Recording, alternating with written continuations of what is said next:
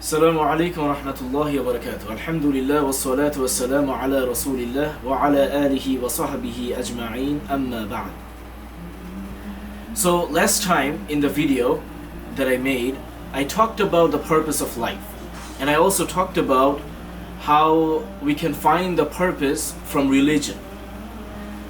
Now, as you can see, that in front of us we have many religions. And we have so many books that are of the religion. And many of us live in a situation, live in a mindset that we think that you can follow any religion and it's fine. All the religions are just a way to reach God. Every religion is telling you to do something good, and that is what many people believe. And many people actually believe that you can be of any religion you want, and that is fine. And there are some that feels that the religion that I am in, is it actually correct? Some people are in doubt. So today I just want to talk about, last time as I was saying about that how polytheism doesn't make sense, and I was cutting down that polytheistic religion that you have out there, you can't, it is basically baseless. And I want to talk about the monotheistic religion that you can see out there, namely Christianity, Judaism and Islam. Today I want to talk about Christianity and also Judaism and their basis of the religion. Basis of the religion, the book that they have is Old Testament and New Testament. The Old Testament, some of the books followed by the Jews, and the Old Testament and the New Testament followed by the Christian. The point that I want to make is, suppose a person, a king gives a letter to you. You know the king sent you a letter, or the president sent you a letter. And along the way, what happened is, the mailman, the person who was supposed to give the letter to you, he lost it. And after that he found it, but there's some changes made to it. And then it came to you. Can you really verify this letter came from the king or the president? Can you really follow every single thing that the letter has to say? You can't really say it, because you don't really know what is changed and what is not. So if we look at the Bible, I just picked from the Bible some verses to show you what is going on in there. So the first thing I got is from 2 Samuel 10:18, which is from the Old Testament. It says, "And the Syrians fled before Israel, and David killed of the Syrians the men of 700 chariots and 40,000 horsemen, and wounded Sobak, the commander of the army, so that he died there." But in another portion of the Bible, in Old Testament, it says, in 1 Chronicles 19:18, it says, "And the Syrians fled before Israel, and David killed of the Syrians the men of 7,000 chariots and 40,000 foot soldiers, and put to death also Sobak, the commander of the army." If you look at the stories that are said in 2 books of the Bible, you're gonna see the story is same. But if you notice carefully, you're gonna see that in one place it says he killed men of 700 chariots. In another portion it says 7,000 chariots. Do you see that 700 chariots and 7,000 chariots, the number doesn't match? But if the book really is from God, if it is really from God, how can there be that the story is same but the number doesn't match? Meaning there is a contradiction in the same story. How can that be? Maybe it is from the God, but it happened to change. People probably didn't preserve it right. But one evidence is probably not enough. So I brought many more. About the baths that King Solomon had. In 1 Kings 7:26 it says, its thickness was a handbreadth, and its brim was made like the brim of a cup, like the flower of a lily. It held 2,000 baths. Look at the numbers as I say. And in 2 Chronicles 4:5 it says, its thickness was a handbreadth, and its brim was made like the brim of a cup, like the flower of a lily. It held 3,000 baths. Now look at the numbers. Does 2,000 bath and 3,000 bath, is it the same? Suppose you have $2 and you have $200. Is the dollar number changes? Doesn't it change? Is it the same? It's not. No one can say that it's a misinterpretation, or no one can say that it is a mistranslation. It's just numbers, but the numbers don't match. In another portion it says, same thing about Solomon. In 2 Chronicles 9:25 it says, and Solomon had 4,000 stalls of horses and chariots, and 12,000 horsemen, whom he stationed in the chariot cities and with the king of Jerusalem. In another portion it says, 1 Kings 4:26 it says, Solomon also had 40,000 stalls of horses for his chariots, and 12,000 horsemen. In one portion it says 4,000 horses, and another portion it says 40,000 stalls of horses. You see, the numbers are going way off. But still, some people thinks that is just, the translation was probably off.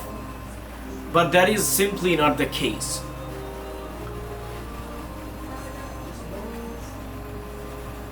The situation is, before I go on in other evidences, the situation is that if you look at the Bible, you have to understand something is going on.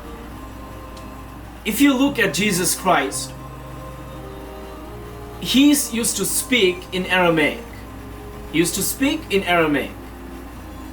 But the oldest scriptures of Bible, the New Testament, you're gonna find is in Greek. It's not even Aramaic.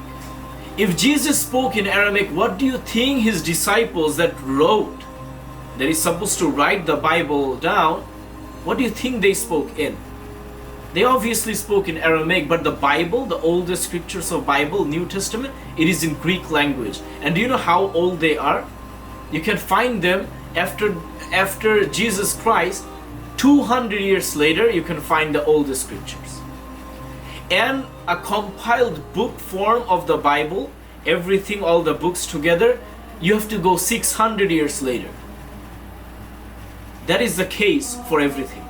That is the reason you can find discrepancies and problems and contradictions in the Bible.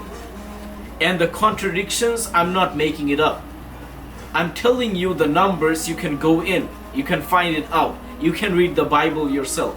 See if I'm lying to you or not. So I'm gonna move on.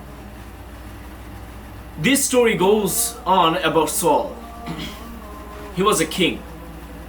So in 1 Samuel 28:6 it says, and when Saul inquired of the Lord answered him not, neither by dreams, nor by Urim, nor by prophets. So Saul basically wanted to speak with God or inquire of God. In one place it says he did actually. In another place it says in 1 Chronicles 10:13 and 14 it says, so Saul died for his transgression which he committed against the Lord, even against the word of the Lord, which he kept not, and also for asking counsel of one that had a familiar spirit, to inquire of it, and inquired not of the Lord. I'm gonna say it again, and inquired not of the Lord. Therefore he slew him, meaning God basically killed him, and turned the kingdom unto David, the son of Jesse. You see, in one place it says Saul inquired of the Lord. In another place it says Saul did not inquire the Lord. Do you think the both things are same? It's not. It's a clear contradiction. It's literally like yes-no situation. But it is happening.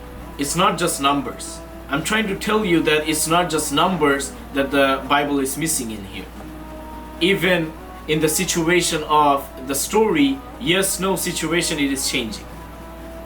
Then the point about, another point I got is about who ascended heaven. In John 3:13 it says, the book of John, as you know, is from New Testament. It says, heaven no man hath ascended, meaning in heaven no man can go, or man did not go to heaven. By heaven it doesn't really mean that you are like going in the skies, flying with the airplane, or like going by the rocket. No, it means like really above, like going close towards God or something. That is what it means. In one place it says that no man hath ascended heaven.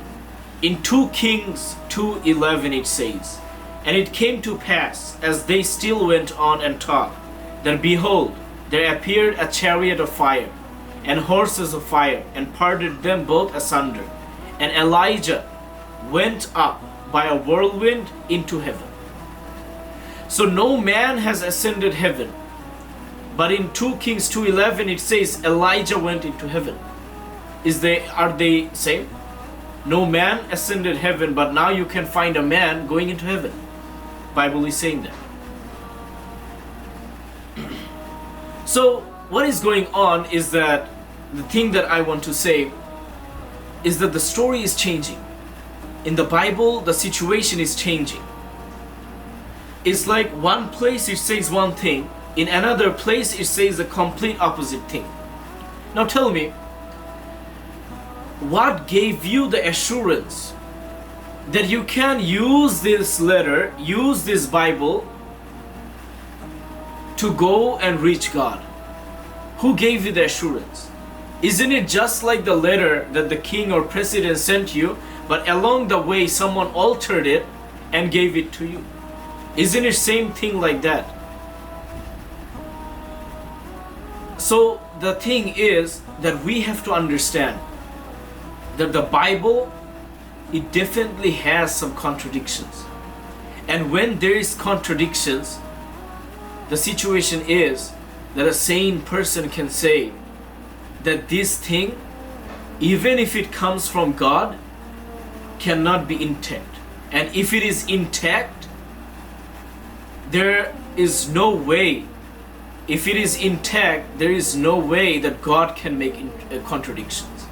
And if you think that God can sometimes make mistakes, that cannot be God.